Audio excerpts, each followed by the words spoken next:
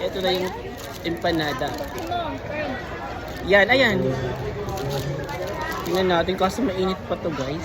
Wala kasi ano ba tawag dito? Gutom na ako, hindi nag-breakfast eh. Antay sa'yo.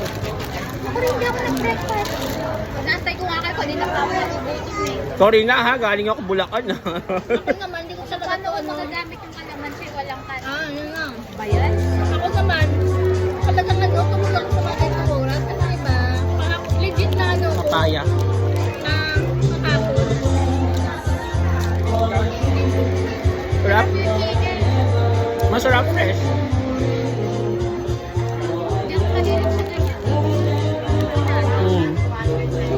Numutok pa oh.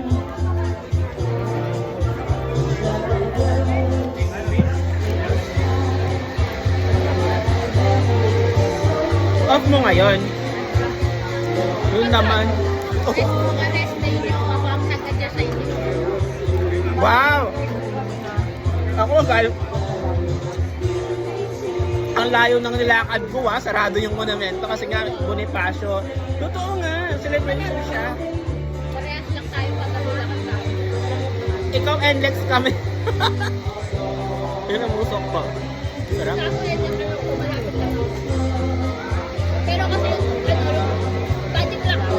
Masarap na yung pala sa akin, ikaw sa siya, gusto niya may ringard ako yung namin. Ikaw, graveyard ka rin. Si, parang kayo, ako. Oh, dapat nga tulog din kami ngayon. Uy, hindi oh. Nagka-travel ko lang kayo ng mga oras. Grabe ka na sa bahay na ako nito. Sarap. May egg. Kasi ako nag-aakot sa ako ng 6, nag-aakot ako 5:30. Kasi pwede na kami kasi mag-6 ako sakto, naka-elevator. Medyo ang daming out. Kasi yung ano siya, yung crash ko. Hindi ko alam. Ah. Sobrang sa Okay na rin naman siya sa ano. Di ba last time, nandun lang tayo? Nung nag-SB tayo, ikot-ikot lang kami dun sa ano. Wala namang Sunday market.